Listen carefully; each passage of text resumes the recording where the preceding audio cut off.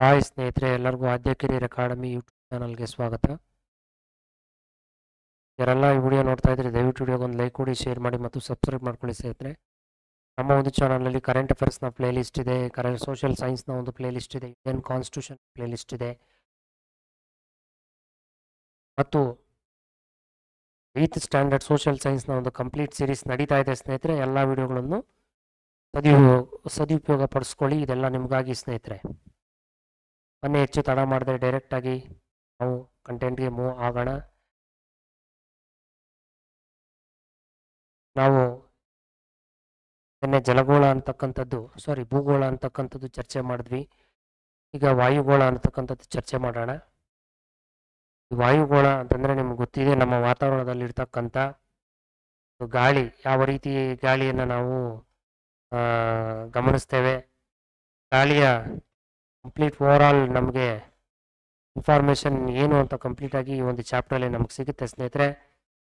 ಈ ವಾಯುಗೋಳದ ಅರ್ಥ ನಾವು ತಿಳ್ಕೊಳ್ಳೋ ಮೊದಲು, ಭೂಮಿಯಲ್ಲಿ ಕೆಲವೊಂದು ಅನಿಲಗಳು ಆಗಿರ್ಬೋದು, ಧೂಳಿನ ಒಂದು ಕಣ ಆಗಿರ್ಬೋದು, ನೀರಾವರಿಯ ಒಂದು ತೆಳುವಾದ ಒಂದು ಪದರ ಆಗಿರ್ಬೋದು, ಇದನ್ನೇ ಸ್ನೇಹಿತರೆ ವಾಯುಗೋಳ ಅಂತೇಳೋದು. ವಾಯುಗೋಳ ಅಂತಂದರೆ ಕೆಲವೊಂದು ಅನಿಲಗಳು,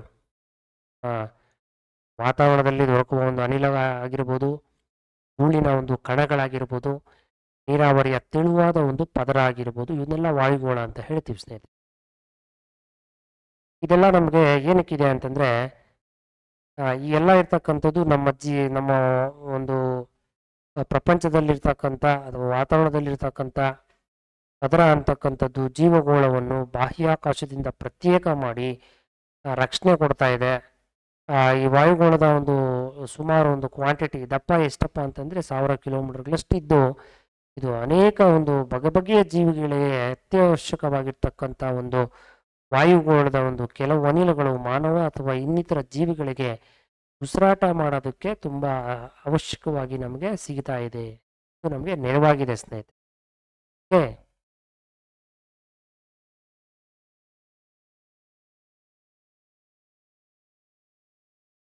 ಮತ್ತು ಹಾಗೆ ನೋಡೋದಾದರೆ, ಈ ವಾಯುಗೋಳ ಅಂತಕ್ಕಂಥದ್ದು ಈ ಅನಿಲಗಳ ಒಂದು ಹೊದಿಕೆಯಾಗಿದ್ದು ಸೂರ್ಯನ ಶಾಖವನ್ನು ಹಿಡಿದಿಟ್ಟುಕೊಂಡಿರುತ್ತೆ ಸ್ನೇಹಿತರೆ. ಆ ಥರ ಮಾಡೋದ್ರಿಂದ ಭೂಮಿಯನ್ನು ಬೆಚ್ಚಗಿರೋದಕ್ಕೆ ಕಾರಣ ಆಗುತ್ತೆ. ಭೂಮಿ ಬೆಚ್ಚಗಿರೋದಕ್ಕೆ ಕಾರಣ ಆಗುತ್ತೆ. ಬೆಚ್ಚಗಿರೋದಕ್ಕೆ ಇನ್ನಿತರ ಜೀವಿಗಳು ಕೂಡ ವಾಸ ಮಾಡೋದಕ್ಕೆ ಯೋಗ್ಯ ಆಗಿದೆ. ಮತ್ತು ವಾಯುಗೋಳ ಅಂತಕ್ಕಂಥದ್ದು ಒಂದು ಸಂಯೋಜನೆ ಹೇಗಿದೆ ಅಂತಂದರೆ, ವಿವಿಧ ಅನಿಲಗಳಾಗಿರ್ಬೋದು, ಧೂಳಿನ ಕಣ ಆಗಿರ್ಬೋದು, ನೀರಾವರಿಯ ಒಂದು ಮಿಶ್ರಣ ಆಗಿರ್ಬೋದು, ಇದೆಲ್ಲ ಓವರಾಲ್ ಆಗಿ ಸೇರಿಕೊಂಡೇ ನಮಗೆ ವಾಯುಗೋಳ ಅಂತಕ್ಕಂಥದ್ದು ನಿರ್ಮಿತವಾಗಿದೆ. ಈ ವಾಯುಗೋಳದಲ್ಲಿ ನಮಗೆ ನೈಟ್ರೋಜನ್ ಅನ್ನೋದು 78.08% ಇದೆ. ಓಕೆ, ಆಕ್ಸಿಜನ್ ನಮಗೆ 20.94% ಇದೆ. ಆರ್ಗಾನ್ ಅಂತಕ್ಕಂಥದ್ದು 0.93% ಇದೆ. ಕಾರ್ಬನ್ ಡೈಆಕ್ಸೈಡ್ ನಮಗೆ 0.03. ಎಕ್ಸಾಂಪಲ್ ಕೇಳ್ಬೋದು, ವಾಟ್ ಈಸ್ ದ ಒಂದು ಕ್ವಾಂಟಿಟಿ ನಮ್ಮ ವಾತಾವರಣದಲ್ಲಿ ಎಷ್ಟು ಅವೈಲೇಬಲ್ ಇದೆ ಅಂತ ಹೇಳಿದಾಗ ನೀವು 0.03 ಅಂತ ಹಾಕಬೇಕು ಕಾರ್ಬನ್ ಡೈಆಕ್ಸೈಡ್ಗೆ. ಅದನ್ನು ಮರಿಬೇಡಿ. ಮತ್ತು ಇದು ಕೂಡ ಓಝೋನ್ ಕೂಡ ಎಕ್ಸಾಮಲ್ಲಿ ಕೇಳಿರ್ತಕ್ಕಂಥ ಚಾನ್ಸಸ್ಸು ಹೆಚ್ಚು ಇದೆ. ರಿಪೀಟೆಡ್ ಕ್ವಶನ್ ಎಕ್ಸಾಮಲ್ಲಿ ಕೇಳಿದ್ರು, ಓಝೋನ್ನ ಒಂದು ವಾತಾವರಣದಲ್ಲಿ ಎಷ್ಟು ಪ್ರಮಾಣ ಇದೆ? ಏನಿಲ್ಲ, 0.50 ಹಾಕಿ ಸ್ನೇಹಿತರೆ. ಒಂದು ನಿಮಿಷ,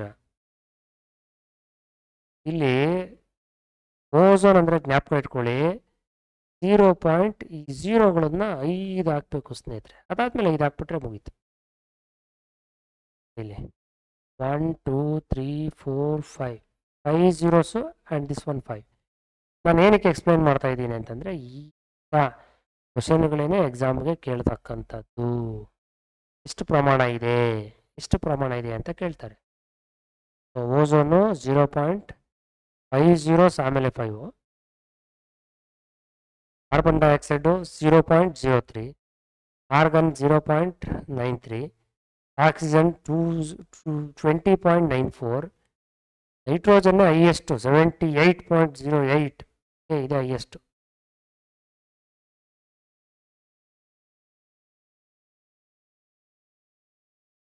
ಮತ್ತು ಸ್ನೇಹಿತರೆ, ಹಾಗೆ ಈ ಮಂಡಲದ ಒಂದು ರಚನೆ ಹೇಗಿದೆ ಅಂತ ನೋಡೋಣ.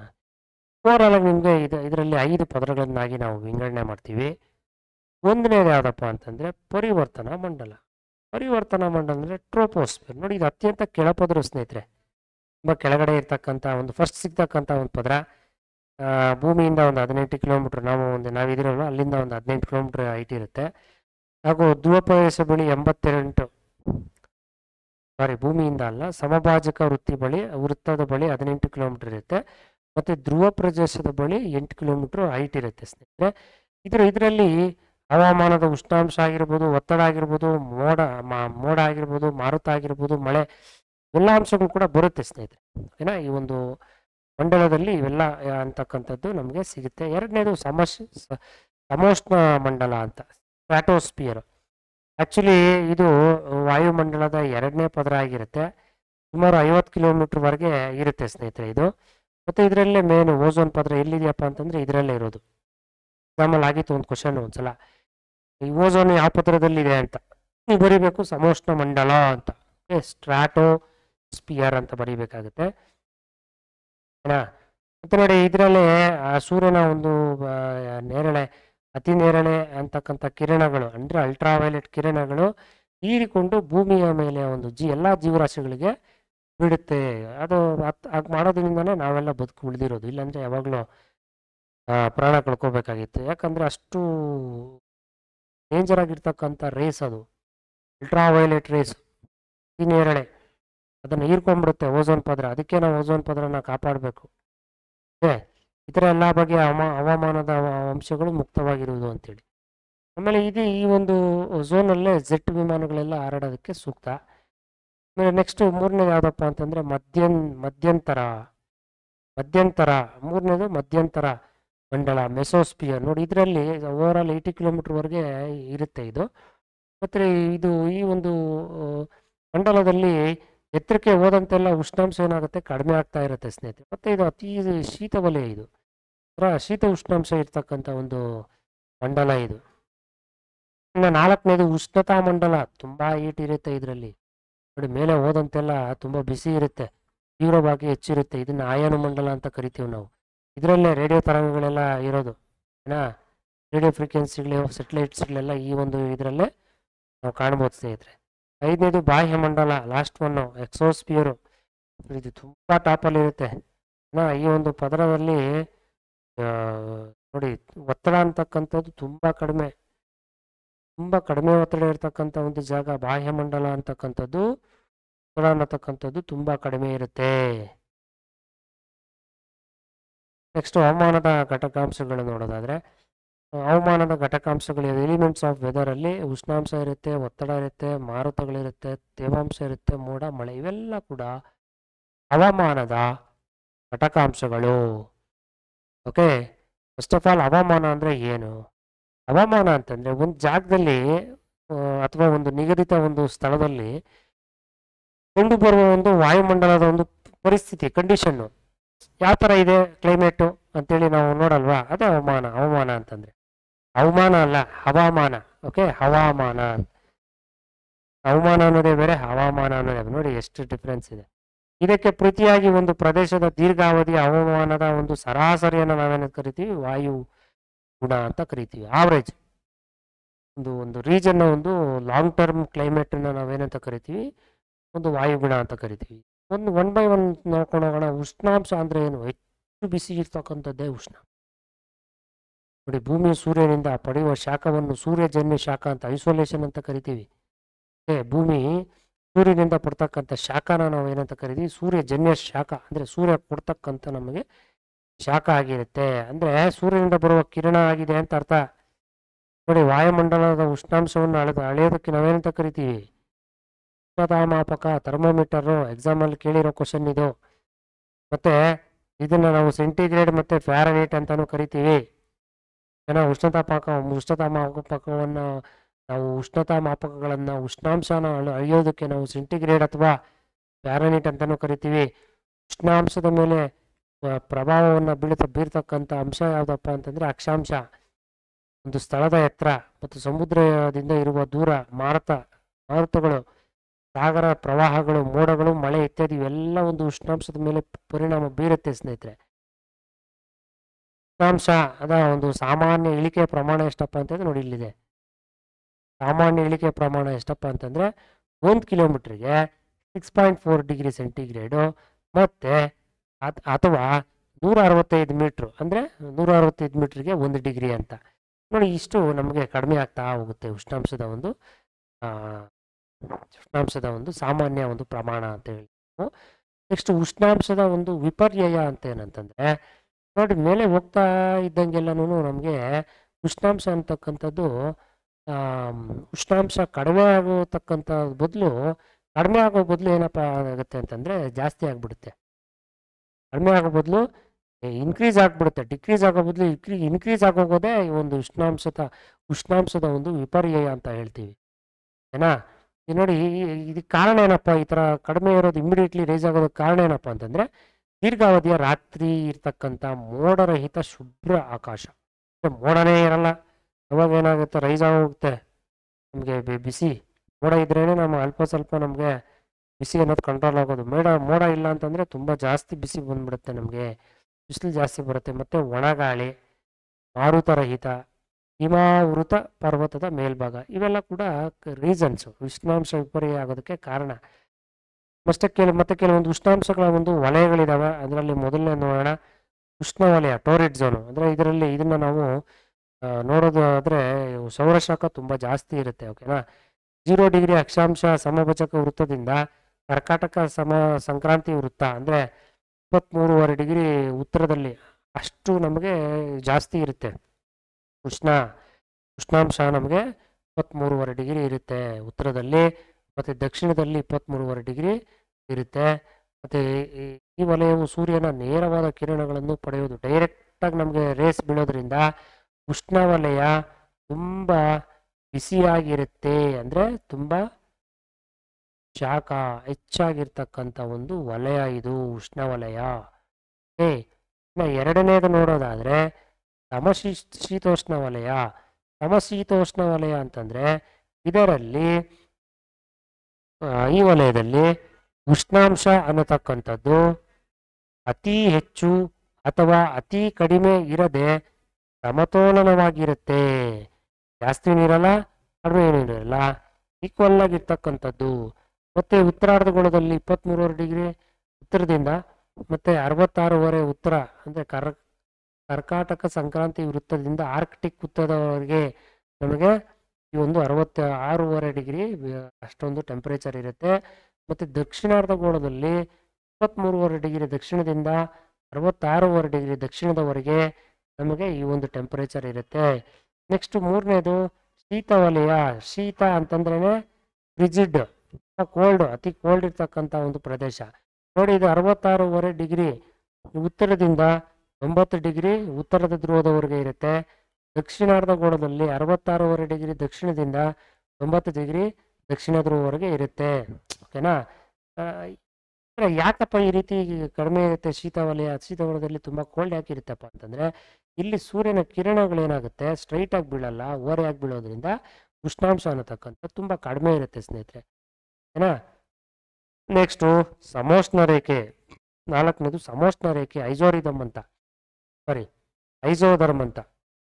ಐಸೋಥರ್ಮ್ ಅಂತಂದರೆ ಒಂದೇ ಪ್ರಮಾಣದ ಉಷ್ಣಾಂಶವನ್ನು ಹೊಂದಿರುವ ಸ್ಥಳಗಳನ್ನು ಸೇರಿಸುವಂತೆ ಎಳೆಯಬಹುದಾದ ರೇಖೆಗಳೇ ಸಮೋಷ್ಣ ರೇಖೆಗಳು. ಅಂದರೆ ಈಕ್ವಲ್ ಆಗಿ ಈ ರೀತಿ ಈಕ್ವಲ್ ಆಗಿರ್ತಕ್ಕಂಥ ರೇಖೆಗಳು ಒಂದೇ ಸ್ಥಳದಲ್ಲಿ ಈ ಥರ ಸ್ಟ್ರೈಟ್ ಲೈನ್ಸನ್ನು ಎಳಿತಾರೆ ಅವರು.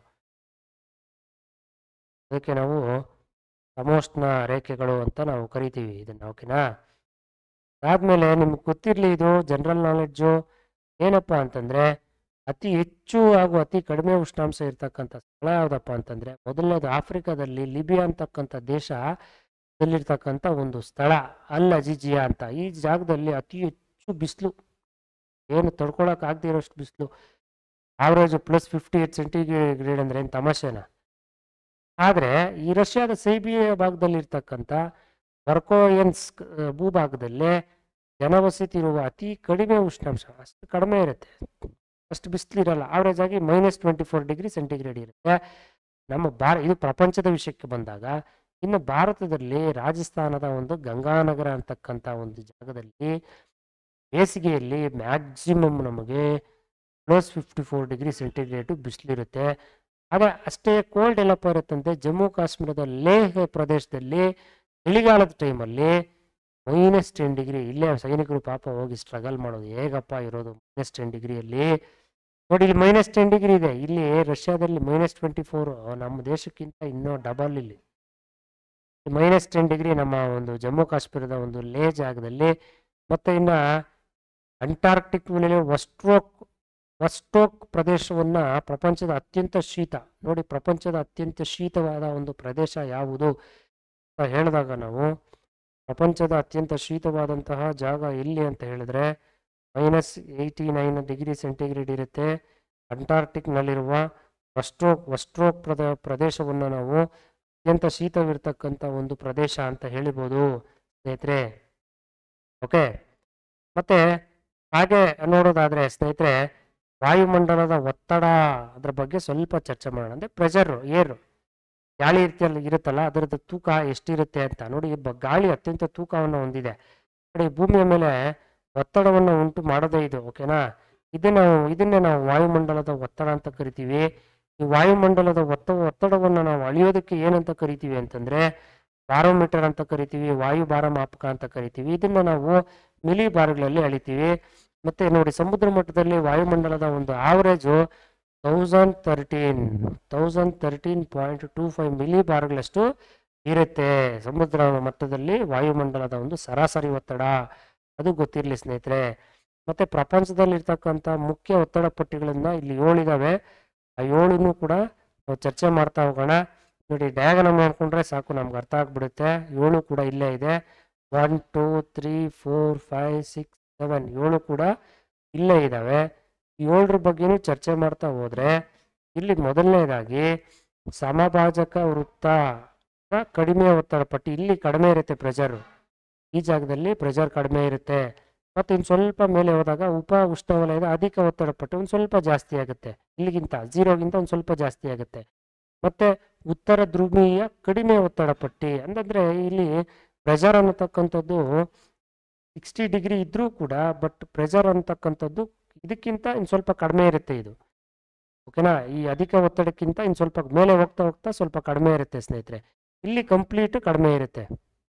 ಸಾರಿ, ಈ ಕಾರ್ನರಲ್ಲಿ ಏನಿರುತ್ತೆ, ಈ ಹೆಚ್ಚು ವೇಟ್ ಇರೋದ್ರಿಂದ ಈ ಕಾರ್ನರಲ್ಲಿ ತುಂಬಾ ಜಾಸ್ತಿ ಇರುತ್ತೆ, ಅಧಿಕ ಒತ್ತಡ ಇರುತ್ತೆ. ಅದೇ ರೀತಿ ಇಲ್ಲೂ ಅಷ್ಟೇ, ದಕ್ಷಿಣ ಧ್ರುವದಲ್ಲಿ ಇಲ್ಲಿ ಅಷ್ಟೇ ಉಪ ಉಷ್ಣವಲಯದ ಒಂದು ಅಧಿಕ ಒತ್ತಡ ಪಟ್ಟಿ ಇರುತ್ತೆ ಇಲ್ಲಿ ಈ ಜಾಗದಲ್ಲಿ. ಅದಾದ್ಮೇಲೆ ಒಂದು ಸ್ವಲ್ಪ ಕಡಿಮೆ ಆಗುತ್ತೆ, ಅದಾದ್ಮೇಲೆ ಒಂದು ಸ್ವಲ್ಪ ಜಾಸ್ತಿ ಆಗಿದೆ. ಕಾರ್ನರಲ್ಲಿ ಎರಡೂ ಕಡೆ ಉತ್ತರ ಧ್ರುವ ಏನಿದೆ, ದಕ್ಷಿಣ ಧ್ರುವ ಕಾರ್ನರಲ್ಲಿ ಜಾಸ್ತಿ ಇರುತ್ತೆ, ಅಧಿಕ ಇರುತ್ತೆ. ಇಲ್ಲೂ ಕೂಡ ಅಧಿಕ ಇರುತ್ತೆ, ಅಧಿಕ ಇರುತ್ತೆ, ಗೊತ್ತಿರಲಿ ನಿಮಗೆ, ಏನಾ.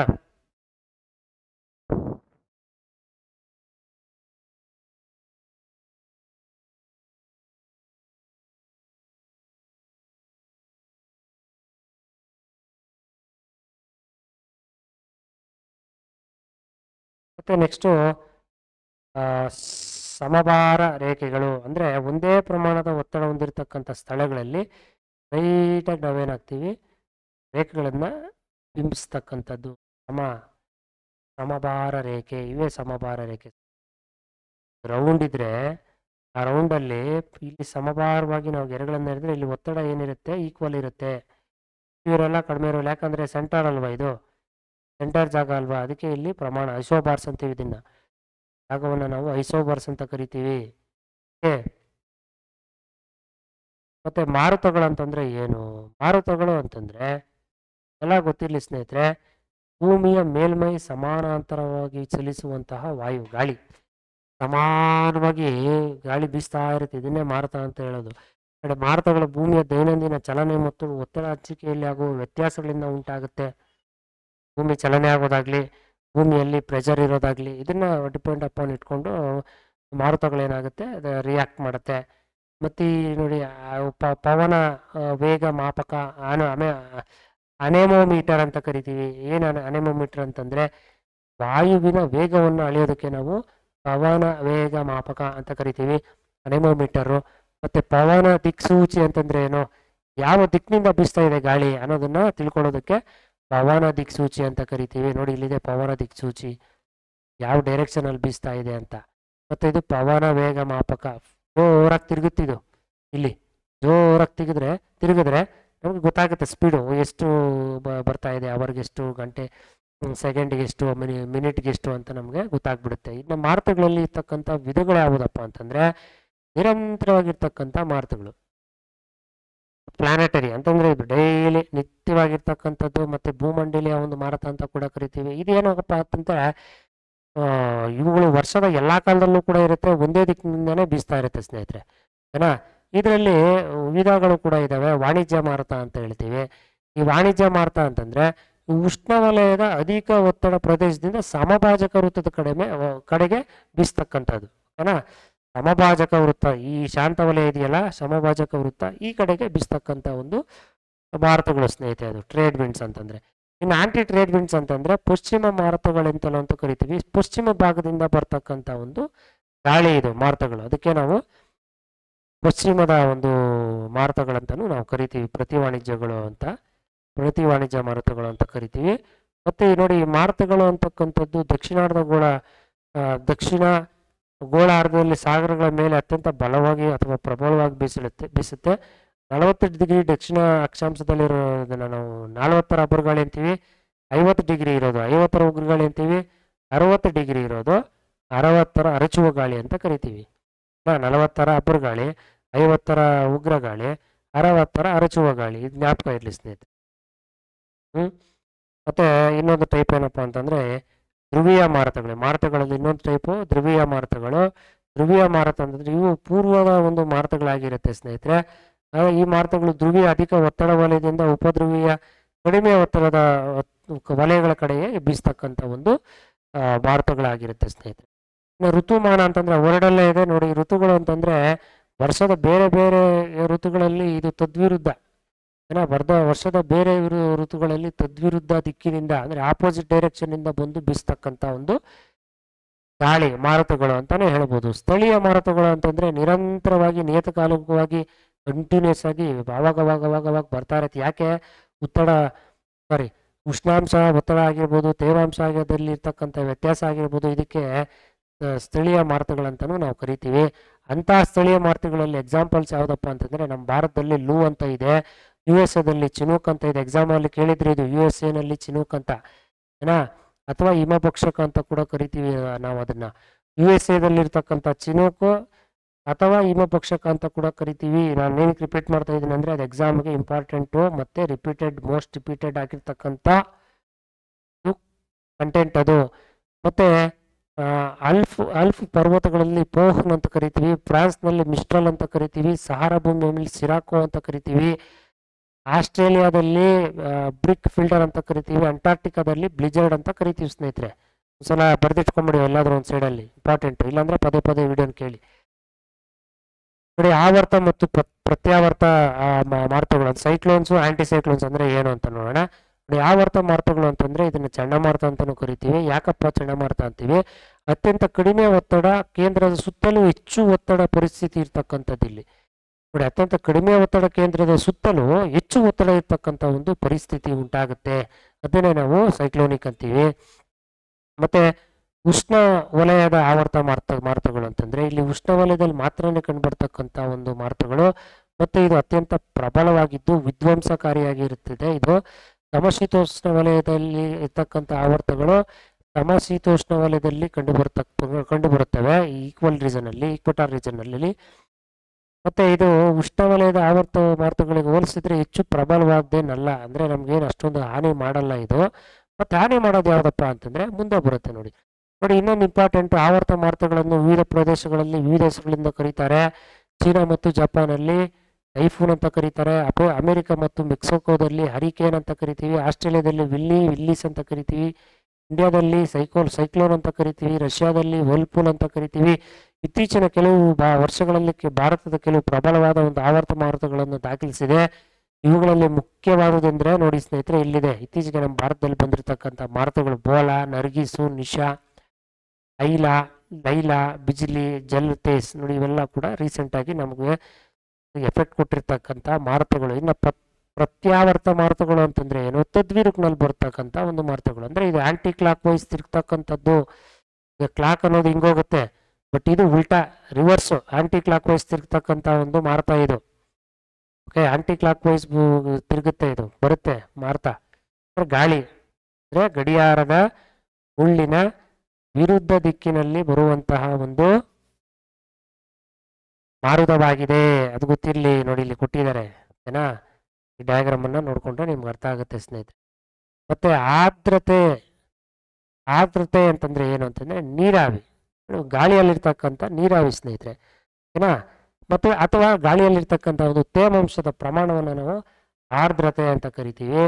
ಈ ಆರ್ದ್ರತೆಯನ್ನು ಅಳಿತಕ್ಕಂಥ ಮಾಪಕ ಆರ್ದ್ರತಾ ಮಾಪಕ ಅಂತೀವಿ. ಇಂಗ್ಲಿಷಲ್ಲಿ ಹೈಗ್ರೋಮೀಟರ್ ಅಂತ ಕರಿತೀವಿ ಅಥವಾ ಸೈಕ್ರೋಮೀಟರ್ ಅಂತ ಕರಿತೀವಿ. ಈ ಆರ್ದ್ರತೆಯಲ್ಲಿರ್ತಕ್ಕಂಥ ವಿಧಗಳನ್ನು ನೋಡೋದಾದ್ರೆ ಸಮಗ್ರ ಆರ್ದ್ರತೆ ಅಂದ್ರೆ ಅಬ್ಸಲ್ಯೂಟ್ ಹ್ಯುಮಿಡಿಟಿ ಅಂತ ಕರಿತೀವಿ. ಅಬ್ಸಲ್ಯೂಟ್ ಹ್ಯುಮಿಡಿಟಿ ಅಂತಂದ್ರೆ ಒಂದು ನಿರ್ದಿಷ್ಟ ಪ್ರಮಾಣದ ಗಾಳಿಯಲ್ಲಿರುವ ಒಟ್ಟು ತೇವಾಂಶವನ್ನು ಸಮಗ್ರ ಅಂದ್ರೆ ಕಂಪ್ಲೀಟ್ ತೇವಾಂಶವನ್ನು ನಾವು ಸಮಗ್ರ ಆರ್ದ್ರತೆ ಅಂತ ಕರಿತೀವಿ.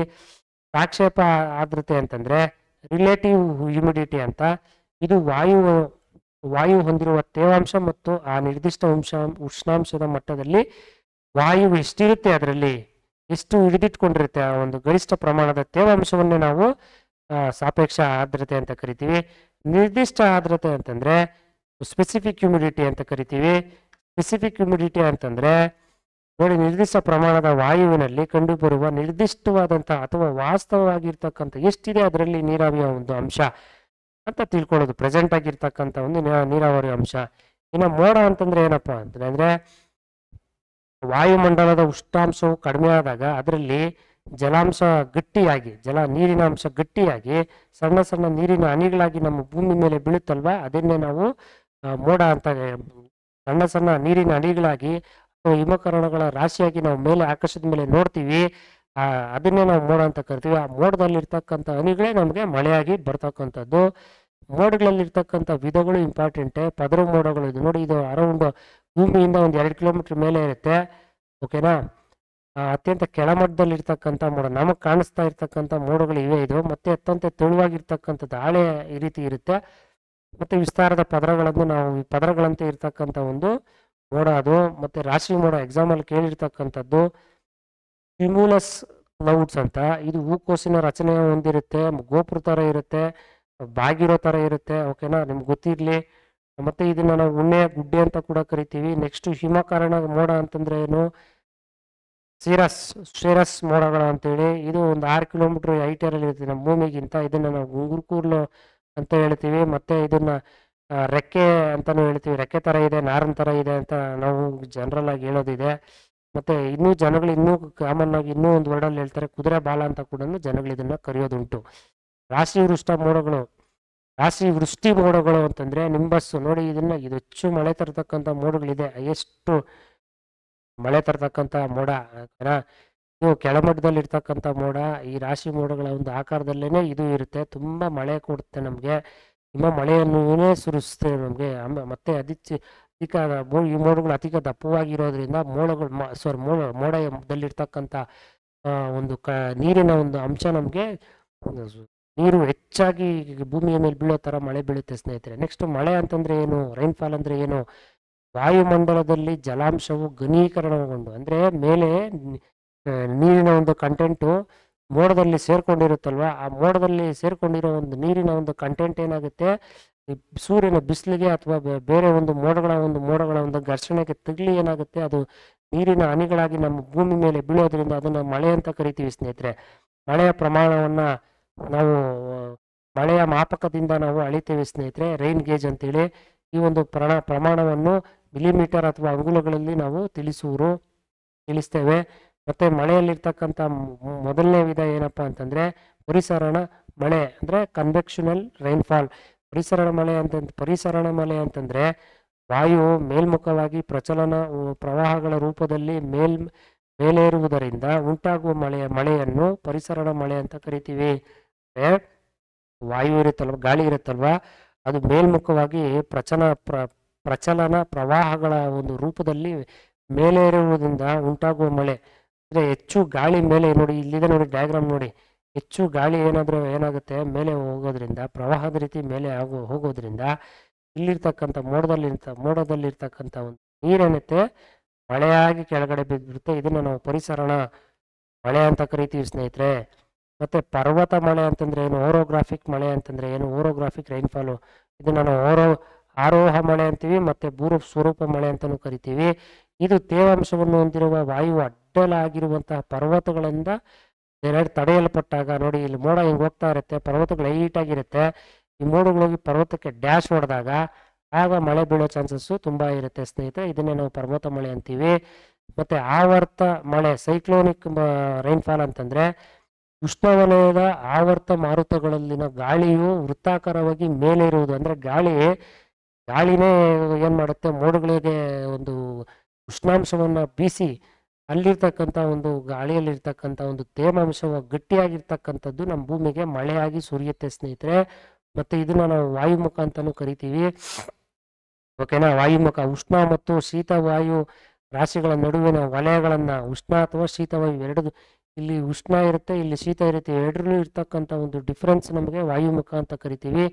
ಮಳೆ ಒಂದು ಹಂಚಿಕೆ ಹೇಗಾಗುತ್ತೆ ಅನ್ನತಕ್ಕಂಥದ್ದು, ಭೂಮಿಯ ಮೇಲಿನ ಮಳೆಯ ಹಂಚಿಕೆ ಅನ್ನತಕ್ಕಂಥದ್ದು, ಒಂದು ನಿಮಿಷ ಸ್ನೇಹಿತರೆ, ಭೂಮಿಯ ಮೇಲಿನ ಒಂದು ಮಳೆಯ ಹಂಚಿಕೆ ಅಂತಕ್ಕಂಥದ್ದು ಒಂದು ಪ್ರದೇಶದ ಸ್ಥಾನ ಅಥವಾ ವಾಯುಗುಣದ ಪರಿಸ್ಥಿತಿಯನ್ನು ಅವಲಂಬಿಸಿರುತ್ತೆ ಸ್ನೇಹಿತರೆ. ಮಳೆ ಹಂಚಿಕೆ ಈಗ ನೋಡಿ, ಈಗ ನಾವು ಎಲ್ಲೋ ಟ್ರಿಪ್ ಹೋಗ್ತಾ ಇರ್ತೀವಿ, ಒಂದು ಜಾಗದಲ್ಲಿ ಮಳೆ ಬೀಳ್ತಾ ಇರುತ್ತೆ, ಇನ್ನೊಂದು ಜಾಗದಲ್ಲಿ ಮಳೆ ಬೀಳ್ತಾ ಇರಲ್ಲ. ಬೆಂಗಳೂರಲ್ಲಿ ಮಳೆ ಇರುತ್ತೆ, ತುಮಕೂರಲ್ಲಿ ಮಳೆ ಇರಲ್ಲ, ಬಿಸಿಲಿರುತ್ತೆ. ಸೊ ಈ ರೀತಿ ನಮಗೆ ಚೇಂಜಸ್ ಆಗುತ್ತೆ. ಯಾಕಪ್ಪ ಅಂತಂದರೆ ಅದು depend upon the regions ಸ್ನೇಹಿತರೆ. ಏನೋ ನಿಮ್ಗೆ ಇದು ಗೊತ್ತಿರಲಿ, ಭಾರತದಲ್ಲಿನ ಒಂದು ಮೇಘಾಲಯದ ಮಾಸಿಮ್ ರಾಮ್ ಅಂತಕ್ಕಂಥ ಒಂದು ಜಾಗದಲ್ಲಿ ಹೈಯೆಸ್ಟ್ ರೈನ್ಫಾಲ್ ಅದು 1140 ಸೆಂಟಿಮೀಟರ್ಗಳಷ್ಟು ಮಳೆ ಅತಿ ಹೆಚ್ಚೋದು. ಇದು ಭೂಮಿಯ ಅತ್ಯಂತ ತೇವ ಸ್ಥಳ ಅಂತ ನಾವು ಹೇಳ್ತೀವಿ.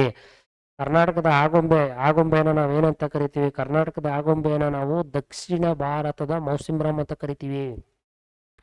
ಉತ್ತರ ಭಾರತದ ಒಂದು ಮೌಸಿಮ್ ರಾಮ್ ಯಾವುದು ಮೇಘಾಲಯದಲ್ಲಿದೆ, ದಕ್ಷಿಣ ಭಾರತದ ಮೌಸಿಮ್ ರಾಮ್ ಅಂತ ನಾವು ಕರಿತೀವಲ್ಲ ಅದು ಕರ್ನಾಟಕದ ಆಗೊಂಬೆಯಲ್ಲಿದೆ. ಭಾರತದ ರಾಜಸ್ಥಾನದ ರುಯಿಲಿ ಎನ್ನತಕ್ಕಂಥ ಜಾಗದಲ್ಲಿ 8 ಸೆಂಟಿಮೀಟರ್ ಮಾತ್ರ ಮಳೆ ಬೀಳ್ತಕ್ಕಂಥದ್ದು, ಅಂದರೆ ತುಂಬ ಕಡಿಮೆ ಮಳೆ ಅಂತ. ಇನ್ನು ಚಿತ್ರದುರ್ಗದಲ್ಲಿರ್ತಕ್ಕಂಥ ನಾಯಕನಹಟ್ಟಿ ಜಾಗದಲ್ಲಿ ಅತ್ಯಂತ ಒಣ ಪ್ರದೇಶ ಅಂತ ಹೇಳ್ತೀವಿ, ಮಳೆನೇ ಇಲ್ಲ ಇಲ್ಲಿ, ರೇರು ಬೀಳುತ್ತೆ, ಮಳೆನೇ ಇಲ್ಲ, ಬಟ್ ಅದು ಡ್ರೈ ಪ್ಲೇಸ್ ಅಂತ, ವೆಟ್ ಲ್ಯಾಂಡ್ ಅಂತ ಹೇಳ್ತೀವಿ ನಾವು. ಮತ್ತು ಡ್ರೈ ಲ್ಯಾಂಡ್ ಅಂತ ಹೇಳ್ತೀವಿ, ವೆಟ್ ಲ್ಯಾಂಡ್ ಅಂದ್ಬಿಟ್ಟೆ, ಡ್ರೈ ಲ್ಯಾಂಡ್ ಅಂತ ಹೇಳ್ತೀವಿ. ನಾಯಕನಹಟ್ಟಿ ಅಂತಕ್ಕಂಥದ್ದು ಡ್ರೈ ಲ್ಯಾಂಡು. ಭೂಮಿಯ ಮೇಲೆ ಕಳೆದ 200 ವರ್ಷಗಳಿಂದ ಮಳೆ ಬಾರದಿರುವ ಪ್ರದೇಶ ಯಾವುದಪ್ಪ, ಚಿಲಿ ದೇಶದ ಅಟಕಾಮ ಅಂತಕ್ಕಂಥ ಒಂದು ಡೆಸರ್ಟು,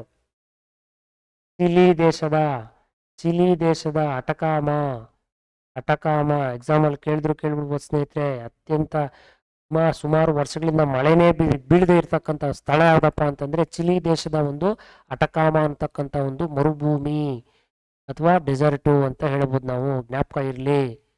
ಓಕೆ, ಅದಕ್ಕೆ ನಾನು ಅಂಡರ್ಲೈನ್ ಮಾಡಿ ನಿಮಗೆ ಮತ್ತೆ ಒಂದ್ಸಲ ಎಕ್ಸ್ಪ್ಲೇನ್ ಮಾಡಿದ್ದೀನಿ. ಇನ್ನು ಕೊನೆಯದಾಗಿ ನಾವು ನೋಡಬೇಕಾಗಿರೋದು ಏನಪ್ಪ ಅಂತಂದರೆ ಹವಾಮಾನ ಮತ್ತು ವಾಯುಗುಣ, ವೆದರ್ ಮತ್ತು ಕ್ಲೈಮೇಟು. ನೋಡಿ, ಹವಾಮಾನ ಅಂತಂದರೆ ನಿಮ್ಗೆ ಆಲ್ರೆಡಿ ಈಗ ಹೇಳಿದ್ದೀನಿ ನಾನು, ಯಾವ ಥರ ಕ್ಲೈಮೇಟ್ ಇರುತ್ತೆ ನಮ್ಮ ಒಂದು ಜಾಗದಲ್ಲಿ, ವಾಯುಮಂಡಲದಲ್ಲಿ ಪರಿಸ್ಥಿತಿ ಯಾವ ಥರ ಇರುತ್ತೆ, ಹವಾಮಾನ ಕ್ಲೈಮೇಟ್ ಯಾವ ಥರ ಇರುತ್ತೆ ಅದನ್ನು ನೋಡ್ಬೋದು. ಮಳೆ ಬೀಳುತ್ತಾ, ಬಿಸಿಲಿರುತ್ತಾ, ಚಳಿ ಇರುತ್ತಾ, ಇದನ್ನೇ ನಾವು ಹವಾಮಾನ ಅಂತ ಹೇಳೋದು. ಚಳಿಗಾಲ ಇರುತ್ತಾ, ಮಳೆಗಾಲ ಇರುತ್ತಾ, ಬೇಸಿಗೆಗಾಲ ಇರುತ್ತೆ, ಇದನ್ನೇ ಹವಾಮಾನ. ಇದನ್ನೆಲ್ಲ ಅಳಿಯೋದಕ್ಕೊಂದು ಮಾಪಕ ಇದೆ, ಅದನ್ನು ನಾವು ಮೀಟರಾಲಜಿ ಅಂತ ಹೇಳ್ತೀವಿ. ನೋಡಿ, ಓವರಾಲ್ ಆಗಿ ಅಧ್ಯಯನ ಮಾಡೋದಕ್ಕೆ ನಾವು ಏನಂತ ಕರಿತೀವಿ, ಪವನ ವಿಜ್ಞಾನ ಶಾಸ್ತ್ರ ಅಂತ ಕರಿತೀವಿ. ಈ ಒಂದು ವೈಜ್ಞಾನಿಕವಾಗಿ ನಾವು ಅಧ್ಯಯನ ಮಾಡ್ತಕ್ಕಂಥ ಶಾಸ್ತ್ರ ಇದು. ಈ ಒಂದು ಶಾಸ್ತ್ರವನ್ನು ಮೆಟರಾಲಜಿ, ಪವನ ವಿಜ್ಞಾನ ಶಾಸ್ತ್ರ ಅಂತ ಹೇಳ್ತೀವಿ. ಮತ್ತು ವಾಯುಗುಣದ ಬಗ್ಗೆ ವೈಜ್ಞಾನಿಕವಾಗಿ ಅಧ್ಯಯನ ಮಾಡ್ತಕ್ಕಂಥ ಶಾಸ್ತ್ರವನ್ನು ವಾಯುಗುಣ ಶಾಸ್ತ್ರ ಅಂತ ಕರಿತೀವಿ. ವಾಯುಗುಣ ಅಂತಂದ್ರೆ ಏನು ಅಂತಂದರೆ ಒಂದು ಪ್ರದೇಶದ ದೀರ್ಘಾವಧಿಯ ಒಂದು ಆವರೇಜ್ ಆಗಿರ್ತಕ್ಕಂಥ ಒಂದು ಕ್ಲೈಮೇಟ್, ಆವರೇಜ್ ಕ್ಲೈಮೇಟ್ ಅಂತ ಹೇಳ್ತೀವಿ ಸ್ನೇಹಿತರೆ. ಅದನ್ನೇ ನಾವು ಹವಾಮಾನ ವಾಯುಗುಣ ಅಂತ ಹೇಳ್ತೀವಿ. ಇನ್ನು fill in the blanks, last fill in the blanks ಒಂದೇ ಒಂದು ನೋಡ್ಕೊಂಡೋಣ ಸ್ನೇಹಿತರೆ. ನೋಡಿ, ವಾಯುಮಂಡಲದ ಪ್ರಮುಖ ಅನಿಲಗಳು, 2 ಪ್ರಮುಖ ಅನಿಲಗಳು ಯಾವಪ್ಪ ಅಂತಂದರೆ ನೈಟ್ರೋಜನ್ನು,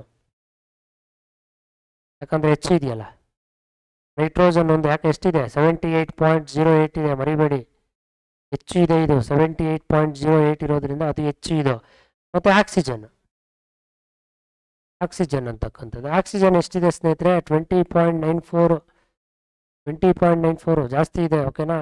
ವಾಯುಮಂಡಲ ಅತ್ಯಂತದ ಕೆಳಸ್ತರ ಯಾವುದು ಸ್ನೇಹಿತರೆ, ಪರಿವರ್ತನಾ ಮಂಡಲ. ಪರಿವರ್ತನ ಮಂಡಲ. ಪರಿವರ್ತನಾ ಮಂಡಲ ಪರಿವರ್ತನಾ ಮಂಡಲ ತುಂಬ ಅತ್ಯಂತ ಕಡಿಮೆ ಇರ್ತಕ್ಕಂಥದ್ದು. ಸಮುದ್ರ ಮಟ್ಟದಲ್ಲಿ ವಾಯುಮಂಡಲದ ಸರಾಸರಿ ಒತ್ತಡ ನಾನು ಹೇಳಿದೆ ನಿಮಗೆ 1013 ಅಂತ ಹೇಳಿದೆ ನಾನು ಅಲ್ವಾ, ಬರೆದು ಕೂಡ ತೋರಿಸಿದ್ದೇನೆ. 1013.25 ಅಂತ ಹೇಳಿದೆ ನಾನು ನಿಮಗೆ. ಪಶ್ಚಿಮ ಮಾರುತಗಳನ್ನು ನಾವೇನಂತ ಕರಿತೀವಿ? ಪಶ್ಚಿಮ ಮಾರುತಗಳನ್ನು ಪ್ರತಿ ವಾಣಿಜ್ಯ ಮಾರುತಗಳು ಅಂತ ಕರಿತೀವಿ ಸ್ನೇಹಿತರೆ. ಪ್ರತಿ ವಾಣಿಜ್ಯ ಮಾರುತಗಳು ಅಂತ ಕರಿತೀವಿ. ಪ್ರತಿ ವಾಣಿಜ್ಯ ಮಾರುತಗಳು ಅಂತ ಕರಿತೀವಿ. ಇನ್ನು ಹವಾಮಾನದ ಬಗ್ಗೆ ವೈಜ್ಞಾನಿಕವಾಗಿ ಅಧ್ಯಯನ ಮಾಡುವ ಶಾಸ್ತ್ರ ಪವನ ವಿಜ್ಞಾನ. ಮೇಲೇನೆ ಇದೆ ನೋಡಿ, ಪವನ ವಿಜ್ಞಾನ ಶಾಸ್ತ್ರ. ಪವನ ವಿಜ್ಞಾನ ಶಾಸ್ತ್ರ ಅದನ್ನು ನಾವು ಇಂಗ್ಲಿಷಲ್ಲಿ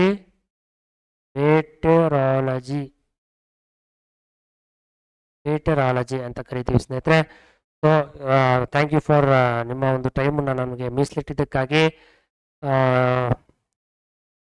ಈ ಒಂದು ವಿಡಿಯೋ ನಿಮಗೆ ಇದು ಇಷ್ಟ ಆಗಿರುತ್ತೆ ಅಂತ ಭಾವಿಸ್ತಾ, ದಯವಿಟ್ಟು ಈ ವಿಡಿಯೋಗೆ ಒಂದು ಲೈಕನ್ನು ನಿರೀಕ್ಷೆ ಮಾಡ್ತಾ ಈ ಒಂದು ಕ್ಲಾಸ್ನ ಮುಗಿಸ್ತಾ ಇದ್ದೀನಿ ಸ್ನೇಹಿತರೆ.